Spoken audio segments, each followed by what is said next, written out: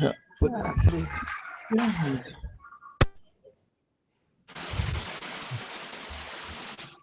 hi everybody, good morning. This is Yohay Elam of Forex Crunch doing the live morning open for FX Street. How is everybody doing this morning? New week began. I hope everybody got some rest over the weekend. As we said in recent episodes, this is the first week. This is the test mode. We welcome always all the questions now and in the future. And of course, we welcome feedback. So let's begin with what we've seen in markets in recent days. Let me share some charts. Basically, we have euro dollar basically back to the drawing board, 111.90, similar to the ranges that we've seen the pair trading last week. We had quite a rally last week. We had it rise nearly to 113 here and then fall all the way back down. So it's back to the drawing board. We'll speak about the moving parts of the euro a bit later on. We had some interesting events. Pound dollar. Here the pair is sort of did scratch the bottom, reached lows of 111.50 last week, but 151.50. 151.70 is the low that we've seen today, but currently we're above 152, and we're seeing some kind of recovery in the pound that was pounded quite hard. Dollar yen is also back to the drawing board. Last week we saw it attempt to break above the triangle, and now it's back hugging the 120 line. So it never went too far from that trend line, from that round level. Also, dollar CAD is sort of, we can say, back to the drawing board because it's, well, it's a bit higher than last week. Yeah, it's around 133.30, but we had a break to an 11-year high above 134, and now we're back to the previous trends. Speaking about hugging, like in the yen, Aussie dollar is at 70.25. It's above the 70 line, but this is still a line that the pair struggles to decide where it's going regarding this line, if it's falling below, if it's moving above. And we have interesting developments in China also this week that could guide the pair to the next levels. And Kiwi dollar, here we see some kind of, this pair isn't hugging any line. We talked about the 63.10 level, and now we're seeing it move a bit higher. So it does have some good reasons to rise. 63.80, 64 is the round level. So this is what's going on with this pair. Dollar Swiss around 98, 97.90 at the moment. It did recover together with the US dollar's recovery across the board. And currently, let's see if, of course, the line of parity looms above, and other lines to watch. Let me put them here on the chart. This one at 96.65, it has been characterizing the pair also beforehand, and 95 and something on the downside. On the top side, we have last week's high of 98.40. That's a level to watch on the upside. Okay, your Swiss. I think that almost every show that we had last week, we've seen it trade around these levels, 109.50. It trades more or less in tandem. We can mark only not so significant lines here, 109.80. And here, 108.85. Okay, these are the levels to watch. Let's move quickly through Euro Pound, 73.50. An important pair for those trading, those visiting Barcelona here from the UK, for example. Lines to watch on the top side, 74, and on the downside we have 73, the round levels. Euro yen, we've seen it at 134.50, and lines to watch are 135.40, and here on the downside 134.20, and even more on the downside we have 133.15. Last cross for now for this quick brief is the pound yen, Gepi, or the dragon. We've seen it have exciting movements in recent weeks. It has quite interesting lines to watch.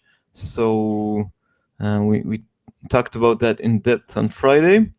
Thanks to a question from you guys. So I welcome any questions to discuss this pair and of course any other trends, pairs, political developments.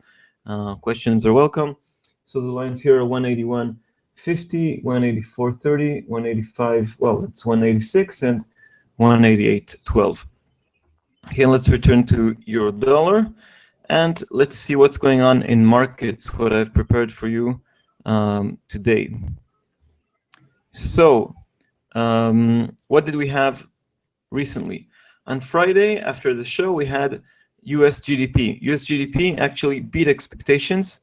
It was expected to be confirmed at 3.7% annual growth, and we had 3.9%. If we look here at the calendar, we have this data right here. So that's a beat, and it's also an absolute strong level for growth. It's almost 4% annualized. That's 1% quarter over quarter, more than compensates for the big drop in Q1. Sorry, the very slow growth in Q1. Also, the composition was quite positive. So we had more consumer spending, less inventory contribution. Because if we have more contribution of inventories and inventory buildup in second quarter in this case, what happens afterwards? We have to deplete that inventory, then we have less growth. So this is sort of a rebound. So if we have growth that is less based on inventory and more on consumption, for example, on investment, that's good growth. If we have inventory buildup in one quarter, that means we'll have the opposite movement in the next quarter. So it's more like a swing, okay? Also, the other components were positive. We had a better than expected personal consumption expenditure quarter on quarter. This is relevant. This figure is also relevant for today. Another thing we had on Friday is an upgraded consumer confidence by the University of Michigan. It was upgraded here on this line. Let me get that. Okay. It was expected to rise to 86.7, and the actual figure was 87.2. All right, so that was not that important, but it also gave a boost to the US dollar. Another thing that we learned on Friday is that the market is not that positioned. It's not so long against the dollar. There are no extremes. There are no shorts to cover, to squeeze, longs, things like that. So we did have a stronger dollar over the week, and I suspect that we could see it continue rising. But of course, as the Fed says, as we all know, everything is data dependent. So the US dollar closed the week stronger against all currencies. It had a better move, of course, against the Canadian dollar that suffered, but it also managed to gain against the yen and other currencies. Over the weekend, we had some developments. As always, headlines came out of China, but this time it wasn't only worries, it was also about stimulus. The government is taking more steps. They already took steps to intervene in the stock markets in recent months. It has been quite extreme, to say the least, but now they're talking about more stimulus, more investment in the economy, perhaps more infrastructure, perhaps more schemes to make lending easier, things like that. So it's a little bit better. Also, we had the governor of the Bank of Japan, Kuroda, speak, and he still wanted to show more determination about reaching the 2% inflation target, which is, as we talked about that on Friday, it seems to move away because core inflation is somewhere between 0.1 to 0.5%, very far from the 2% target. And Kuroda is in office already 2.5 years. He talked about reaching the 2% core inflation target in 2 years. So he's not exactly succeeding, okay? And we're suspecting that the Bank of Japan will introduce more stimulus in more stimulus in October, probably October 30th. Okay. So, and the last development, which is relevant to here, I'm here in Barcelona, the capital of Catalonia. It's the northeastern region of Spain. We had elections here, and the separatist parties won. Okay, the main parties won a majority in parliament. They didn't win a majority in the popular vote. It's only 48%, not 50%. So it makes things a bit more complicated. And the parties that won, one of them is a big mainstream party, a combination of right-wing and left-wing parties. But the other is sort of a very radical left party. So it'll be hard to make a coalition for separation. But one thing is clear, Catalans do want at least to vote on their future. And another thing was clear is that the party that currently controls Spain, the center-right PP, Partido Popular, they lost a lot of seats here, and in general, they could lose the government in the upcoming elections in November or December. So, and I don't think we'll see big developments in the upcoming days. We also didn't see real movements in the euro after this these elections over the weekend, but I think that we should keep an eye on this issue because we'll have more going on in these regions, in this region quite soon, especially after the elections in Spain. And why is this important? And I'll put it a bit in the context of Greece, because if Catalonia leaves Spain, it also is forced to leave the Eurozone. That's what people in Frankfurt say, in the ECB, the Bank of Spain, in the Spanish government, in the European Union. Catalonia, of course, wants to stay in the European Union, wants to keep the euro, wants open borders. But if such a secession isn't made in full agreement, Catalonia could be out of the Eurozone. And a Cataleave, as I call it, if Catalonia leaves the Eurozone, it could have a much worse effect than Greece leaving, because it's also a breakup of a national country, of sovereignty of Spain. And there's a big difference. Greece is a poor country in the Eurozone on the sidelines. Catalonia is already a very rich region. Most of the industry is here. Lots of tourism comes here. It's important for Spain and important for the Eurozone. So I don't think it's going to come in the next few weeks. But after the elections in Spain, we could see further developments. There is a chance that if we have a change of government here in Spain, we have the socialists or another left-wing party, Podemos, coming to power, we might have a referendum on Catalonia. And this could be a good scenario because at least everything will be done, separation or not, in agreement. But if we have another 4 more years of the center-right party, I think the tensions will continue growing, and it could cause more tension. Let's go back to the events that we have this week, today, starting from today, of course. So the big event of today, as I see it, the #1 event, is a speech by Bill Dudley. He's the president of the New York Fed. He has a vote on the FOMC regarding the next rates, and he's in the center. Okay, so he's close to Yellen, to her opinions. And when he said back in August that the case for raising rates in September seems to him less compelling, very complicated way of saying I don't want to raise the rates.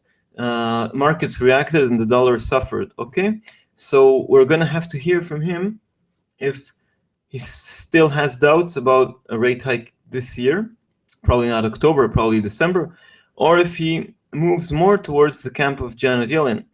So we'll remind you that on Thursday we had a speech in Massachusetts from Janet Yellen, and she said that she made the case for a rate hike in December. She talked more about a rate hike. So will Dudley move more towards a rate hike in her direction, or will he more repeat the words that he said back in August, that he's, well, hesitant? So that's important to watch. Another small anecdote regarding this is that he's interviewed by John Hilsenrath of the Wall Street Journal. Hilsenrath has a lot of impact also on markets because he's considered somebody who knows what's going on in the Fed, and I think he'll try to squeeze Dudley for real answers and not just confusing stuff.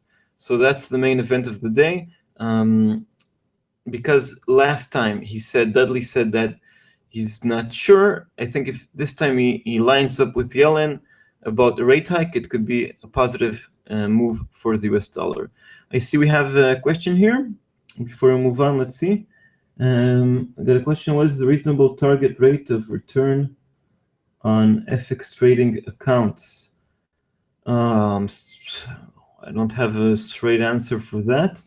I'll try to investigate this and return with a better answer. But in general, I think that if you trade wisely, study a lot, trade on a demo account, get into the markets slowly, have a good risk-reward ratio, know how to manage your money, the rate of return can be higher than, well, interest rates, what they pay in the United States, in Europe, and most developed countries. And perhaps with the current turbulence in markets, in stock markets, I think the return on FX can be higher. But as you know, there's of course a lot of risk, and the majority of traders lose money. So I couldn't put a number, sorry, on a target rate, return rate. And if you see people putting up signals saying we have an excellent return rate, 50% in a month, or 100%, or I don't know, 3,000%, you have to look at the time range. Okay, so the time range can be one that they made a lot of money in the past month, but is it sustainable? Do they have better return rates over time, or do they have a big drawback? That means the graph can go up like this for quite some time, but then crash, and then if you catch this crash, then you lose a lot of money, and that's not what you wanna get. Okay. I hope sort of gives a general answer to the question. Another question we have here is pound yen, sorry, on the move. Let me just complete the events for today, Pan, and I'll get to the pound yen chart. Let's get back to the screen, and I promise to answer your question immediately afterwards. So at the same time that Bill Dudley speaks at 12:30 GMT, we have many important figures from the United States. The most important one is the core PCE price index. This is the Fed's preferred measure of inflation. It stands at 1.2%. We expect it to rise to 1.3%, still far from the 2% target, and also below the official core CPI, which is at 1.8%. So if employment is moving steadily, that's one of the Fed's mandates. The other mandate, inflation, is moving much slower. Okay, so we need to see some improvement in that in order to raise expectations for rate hike and raise the US dollar. At the same time, we have other related figures. We have personal spending and personal income. Here's the FX Street calendar on Forex Crunch. So let's look at what we're expecting today. This is today. Okay, so we have the figure here. The personal spending is expected to rise 0.3 month over month, and personal income, why can't I find that? Anyway, it's not that important. Here it is. Personal income is expected to rise by 0.4%. These are less important figures because what's important for us is the core PCE price index. Okay, and at 2 GMT, we have pending home sales, also minor, in my opinion, because it's we're expecting a rise of 0.5%. We had more important figures regarding the housing sector last week. That was new home sales, existing home sales. So this is a bit less important. The next events, we have more Fed speak. Evans of the Chicago Fed speaks at 5:30 GMT. He's a known dove. Okay, so if he doesn't want to raise the rates, that's actually very expected and will not move markets. If he becomes more hawkish, it's of course big news and it could boost the dollar. And then we have at 9 p.m. GMT, Williams talks. John Williams, he's of the San Francisco Fed. He's sort of more of a centrist. So if he goes with the recent line of Yellen, which is a bit more hawkish, that's of course dollar positive. But if he hesitates, that'll be dollar negative. But as aforementioned, the big event of today is Bill Dudley, 12:30 GMT. He's a voter and an important person. He moved markets before, and he'll move them today as well. And the core PCE price index. Now let's get to your question. I see we already have another one. So let's go to pound dollar. Okay. I have here the 1 hour chart. Indeed, you were right, Pan. It's on the move. It's moving to 183.15 as we speak. The bigger lines that I see are 181.50 and 184.35. But let's put some more lines on there so we can get a closer picture of the markets.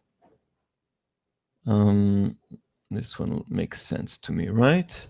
So we have 182.50 as support, and the next resistance line that I see on the chart is 183.54. Talking about the fundamentals of pound dollar, yen. The yen is a safe. Sorry, pound yen.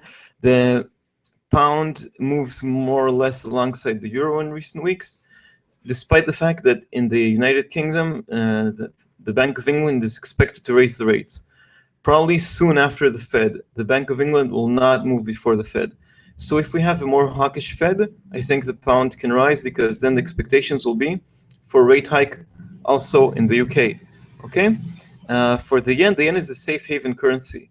So when there's trouble in the world, trouble in China, worries about Catalonia, about Greece, about the US economy, you name it, the yen strengthens.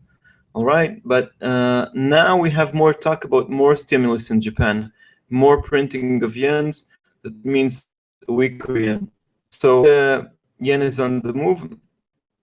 I think it's the fundamentals justify a move higher, and the lines to watch on the upside: 183.55 and 184.35. On the downside, 182.50 and 185. These are the lines I'm watching. Let's zoom out a bit. So we had, we had seen the cross already trading in much higher ranges, and the fall of the pound that we've seen in recent weeks, and the stability of the yen against the dollar sometimes is strengthening. But of course pushed things lower. But maybe you were seeing the bottom. Let's try to draw a line here.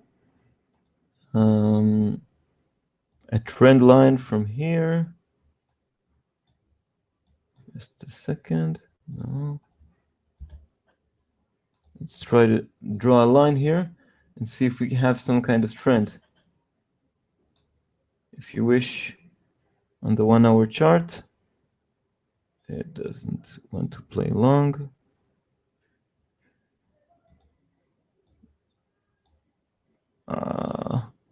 Here we go. So you can mark this as a trend line, but it's still to be seen. Okay, so we're not sure if this trend will continue. As I said, the fundamentals, in my opinion, support the pair going higher, but it's still to be seen. Next question we have from Vedran. What about 1st of October 2015, if Parliament decided to go in new credit? What will happen with euro-dollar? I think you're talking about the government shutdown in the United States, if I understand correctly. So it's the end of the fiscal year in the United States, in the end of the third quarter, and we have some risk over there. We had last week an interesting political development. The Speaker in the House, John Boehner, announced that he's quitting. He had too much pressure from the from the right-wing side of his party, so he's going to quit. But he's going to do that after, I think, after they'll prevent a government shutdown. So he's doing one more thing that is sort of more in the middle of US politics, more towards the center, some reasonable cooperation with the Democrats, and I think he'll quit afterwards. So in the short term, I think we'll have the U.S. government continue to work, no government shutdown, or maybe only a shutdown for a few days, nothing critical. But in the longer run, we have more political trouble in the United States. In the federal level of the United States, government is relatively paralyzed. That means it's hard to pass laws in the houses, and then to have the president agree on them. Things are moving in a much more significant way at the state level, and so if you're interested in U.S. politics, that's where to look at, because Washington is a bit stuck. Anyway, I think we won't have any drama from the government shutdown, if that's the question you've asked. You're welcome, Pan. Okay, let's put the screen again and see what else we have today. Let's move back to the presentation. So these are the events for today, and now we have some stuff for tomorrow before the show. So at 6 GMT, we have German states. Germany is comprised of 16 small states, and they begin releasing their CPI figures during the day. The final result is at 12 GMT, and we'll talk about that tomorrow. And just 1 hour before the show, at 7, we have Spanish CPI. Spain is important. Spain is in the focus today, not only because of Catalonia. Regarding inflation, Spain has suffered one of the worst levels of deflation. On the other hand, the country is growing fast. So basically, nominal GDP hasn't grown too much, but prices have fallen, so it helps real GDP. Anyway, these two indicators are important for the overall inflation level in the Eurozone, which we'll get on Wednesday, okay?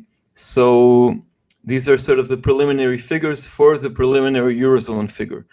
So we'll have these figures tomorrow before the show, and we'll, of course, talk about them.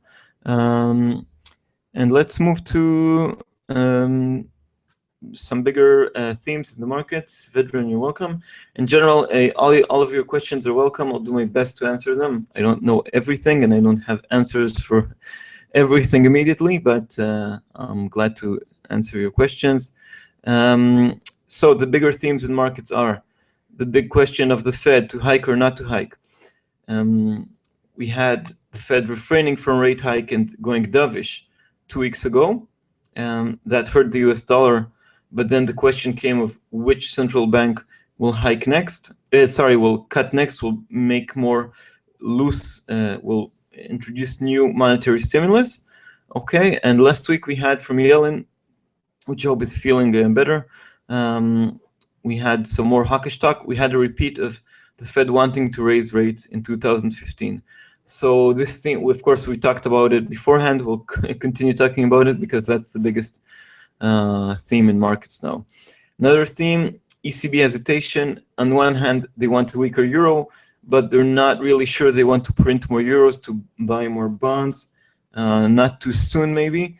We had relatively hawkish talk in comparison from Draghi and from other members. They're not in a rush to introduce more stimulus. But if this week we'll learn that inflation in the Eurozone is worse than we had expected, then, of course, markets will begin pricing in and more stimulus from the ECB. Maybe not in October, maybe in December, but maybe in October we'll get a hint about action in December. So a lot depends on these figures this week. And of course, the third area in the world, or the second largest economy after the United States, China. The slowdown, we had this market crash in August, and now we have more stability, more signs of stimulus, as we talked. So this is also something to watch out for. Last week we had a poor figure of the Chinese Caixin manufacturing PMI, which showed the worst level since 2009.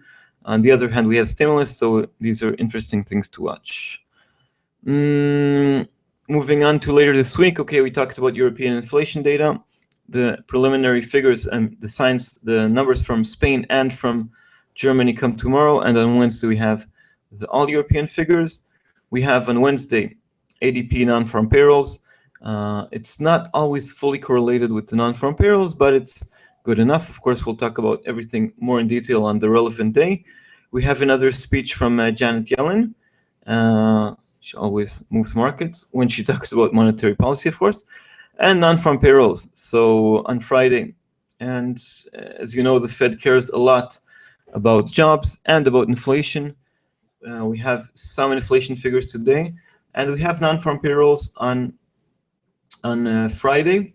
With the non-farm payrolls, we have the wages data. Okay, so if people are getting more jobs, and more people are getting jobs, and employers fight harder to hire people, in theory, salaries, wages should go up, right? Because that's just the rules of demand and supply. But so far in the United States, we haven't really seen that. So we had an annual increase of wages of just 2.2%. It's not really accelerating, despite the fact that the unemployment rate is at 5.1%. And so we're expecting, we are aspiring for more higher rate of acceleration of wages. This week we might have 2.4%. That would be a break out of range. We had a range of 1.9 to 2.3. If we do indeed get 2.4 or higher, that would be a positive sign and would reaffirm those expecting, like myself, that we will indeed get a rate hike in 2015. But if it continues getting stuck in range, then, well, everything is in the air. But of course, the headline number also matters. Let's see what the expectations are. They're 220,000. We'll talk about that, of course, much more in detail on Friday. We'll also have more figures from the ADP that will shape expectations. So these are the big events of the week. Another thing to look out for. This is we had Vedran talking about October 1st, the end of the fiscal year in the United States, the end of the third quarter, and at the end of the quarter, we always have interesting movements in markets. Especially, we'll have them. I expect to see them on Wednesday, on September 30th, because they're end of month, end of quarter adjustments.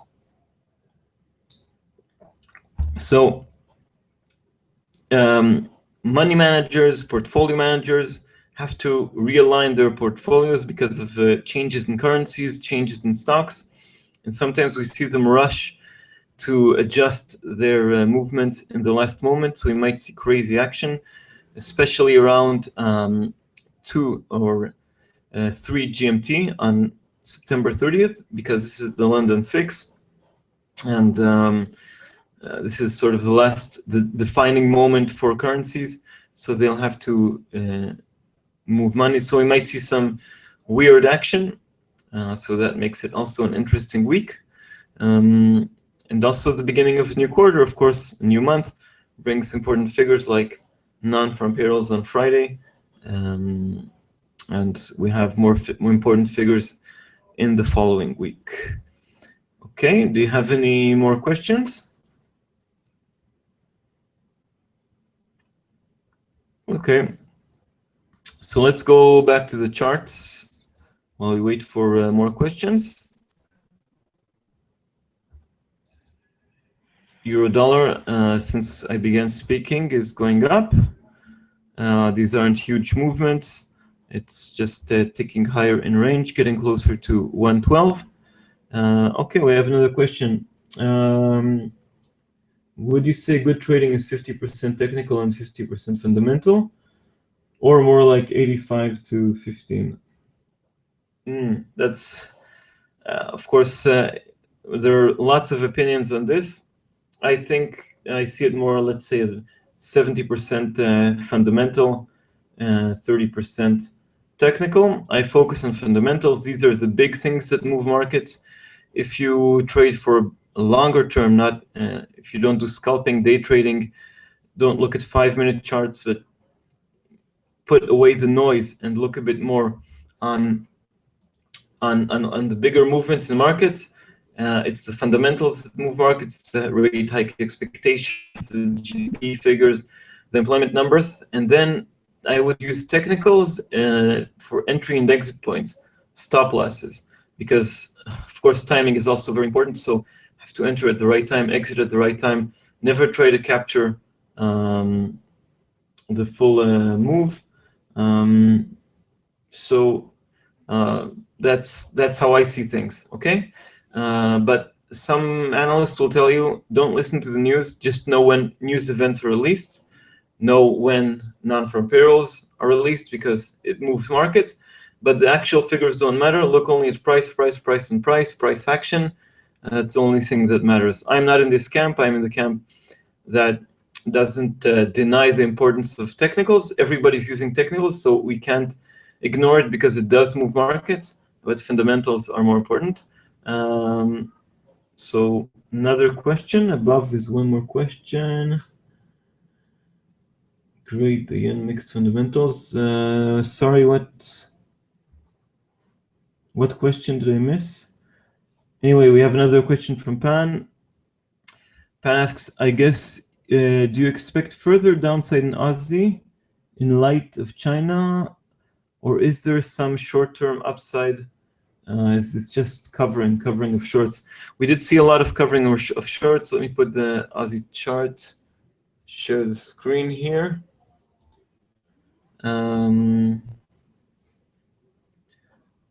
So Aussie dollar, I do expect further downside regarding the Aussie, because China is slowing down. Even despite their stimulus only provides opportunities for corrections. The bigger trend is lower. Commodity prices are falling. Copper prices, iron ore prices, that's Australia's main export. The Australian economy is not doing that bad, but it hasn't transitioned away from mining to other sectors that fast. So I do see it falling further. We see the recovery moves in the Aussie dollar. If we look at the bigger trend, are relatively, let's move to the daily chart, are relatively shallow. I don't see higher highs, but rather lower highs. Also, if we look at technicals, and I think that if the Fed doesn't hike, the RBA will have to do its work.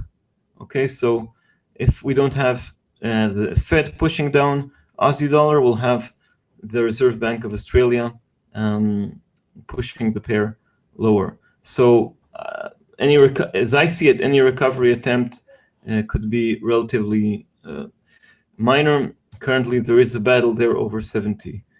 I hope this answers the question. We have another question from Fedran. Is it possible that pound yen will go down to 175? First of all, everything is possible. And now to a more serious response. If we look also here on the daily chart, let's put the 175 level for you to just get it into, it's around here. No, here we are, more or less, just to get the, sorry, here we are. Yeah, I see why you're talking about 175. It's an important level. We had the pair finding support there in April and in February. I must say I'm not following this cross too closely, but it's quite interesting to watch. Thank you very much. So this is significant support. As I said, the fundamentals do support more upside than downside, because in the UK a rate hike is expected, while in Japan we're expecting more monetary stimulus. But of course, if we have extreme trouble in China, then we have the safe haven yen strengthening. And if we have bad figures from the UK, of course, that could also work in that direction. So this is, of course, the big support line, 175.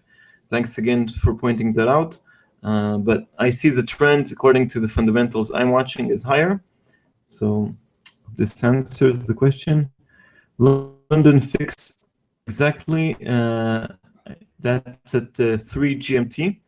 It's when prices are decided for many people who look at prices. That's sort of the close. It's not when markets actually close, but this quote is then marked. And we had this scandal about companies rigging the figure for their own use. So perhaps it isn't as strong as in the past, but at the end of the month, the end of the quarter, we might see a bit more action of not any manipulation, but just portfolio managers doing their best to close positions as fast as possible. Another question from Jake. Thank you, MRC, for asking about the London fix. Jake asks, how many screens do you use? Why? I use 4 screens because I want to have everything in front of my eyes. But I think that also 2 screens could do for you guys trading.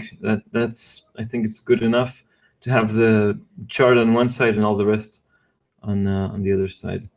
You're welcome, everybody, for the questions. And do you have any more questions? Want me to talk about another currency pair? Another event moving markets. This is euro dollar. Messi, still looking for direction. Even if we erase all these messy lines from the chart, we still have, I think, a lack of direction in this pair. The bigger lines are 114.60 and 108.20. Okay. Any more questions? Let's see if I missed any event from today that we can mention. Well, we had some figures out from Italy earlier. They're not that important. Business confidence is up. Maybe that's giving euro dollar a very, very small boost, but I doubt that. It's more other movements. Yeah, and we're not seeing extreme moves anyway. Let's see if we have other events to mention. Let's look at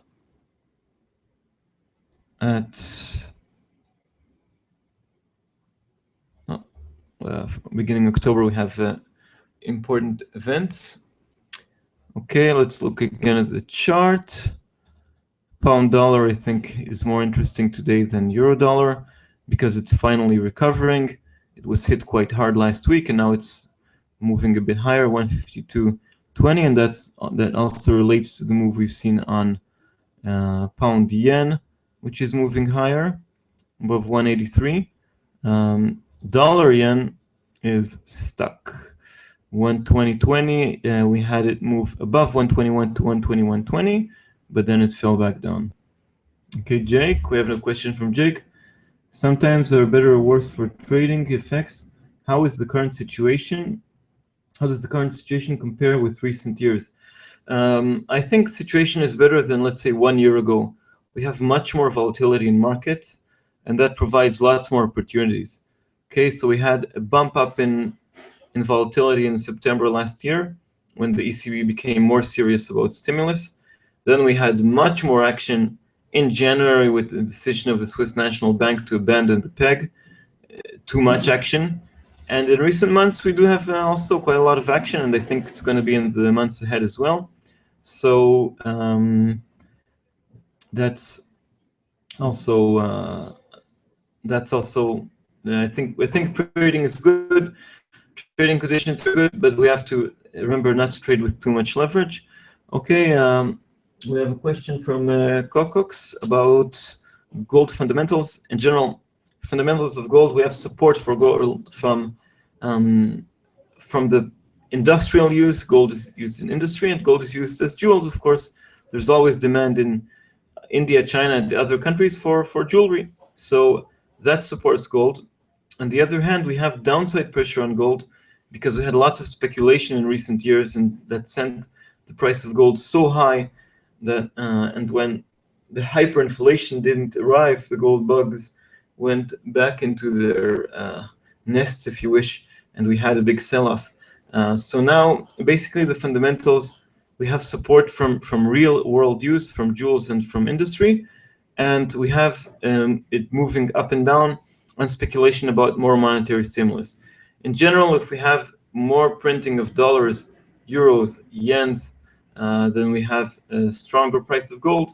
And when there is interest rates go up and we have less printing, this pushes gold down. Okay, so these are the fundamentals. Okay, and it's time to wrap up.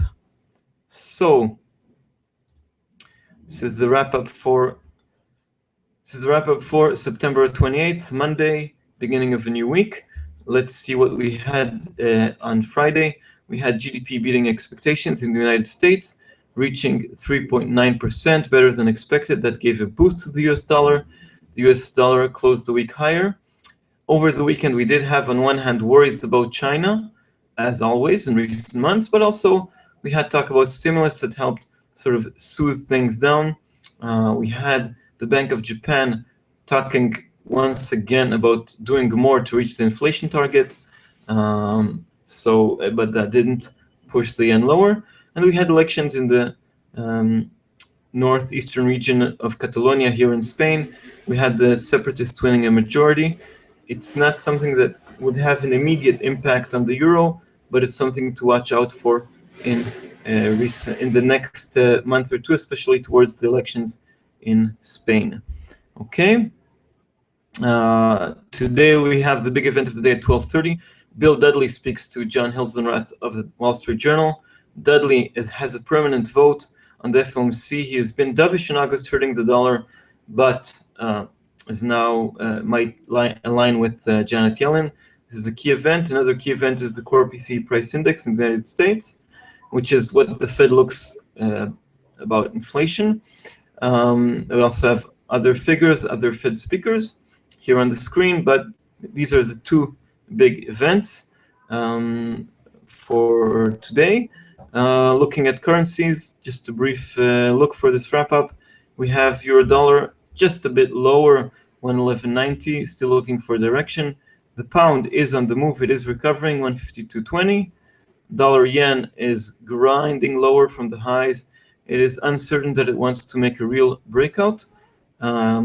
We've seen it try to break above the triangle, but it still hugs the 120 level.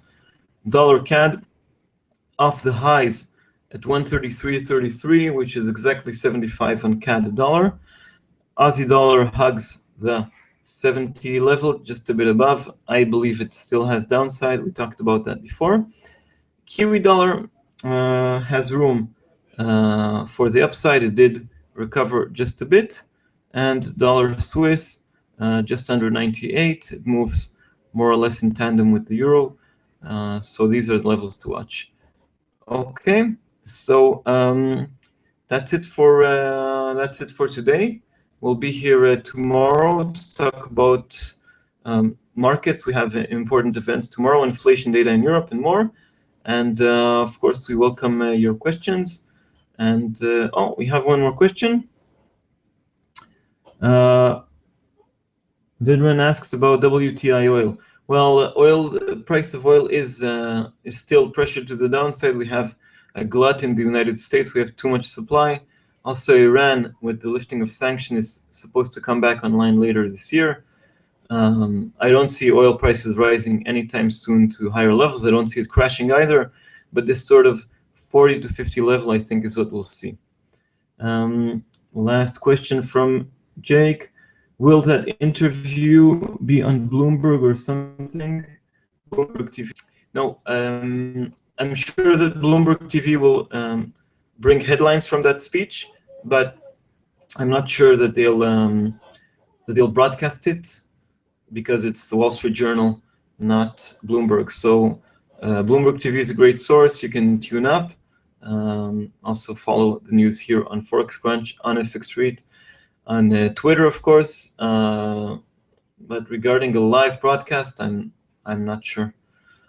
Okay, so that's it for today. Wish everybody a safe and successful trading week. And we'll see you all tomorrow. Love your questions. Looking forward for more. And that's it. Safe trading and goodbye.